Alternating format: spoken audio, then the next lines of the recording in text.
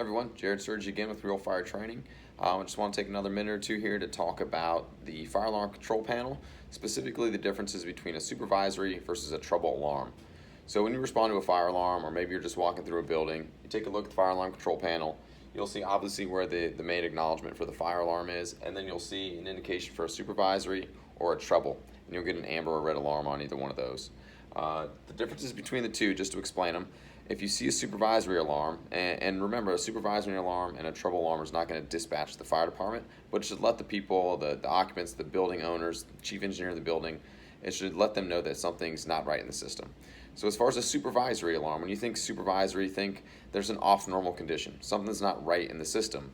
And usually those are things like valves that may be electronically protected. If I go up and I close one of those, it's going to send a supervisory back to the fire alarm control panel.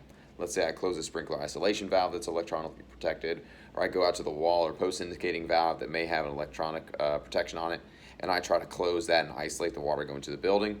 It's going to send a signal to the fire alarm control panel, giving you that supervisory alarm.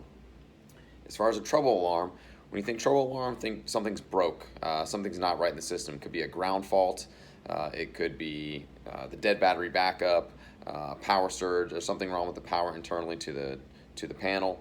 So that's the difference between supervisory and trouble. Supervisory, off normal condition, tamper devices, valves closed that aren't supposed to be closed, maybe a low pressure switch or low air if there is a compressor holding back a dry pipe valve. And then a trouble alarm, something broke, dead battery backup, power failure, a ground fault in the wiring somewhere. So those are the two main differences between the supervisory and the trouble alarm on your fire alarm control panel. Take care, everybody.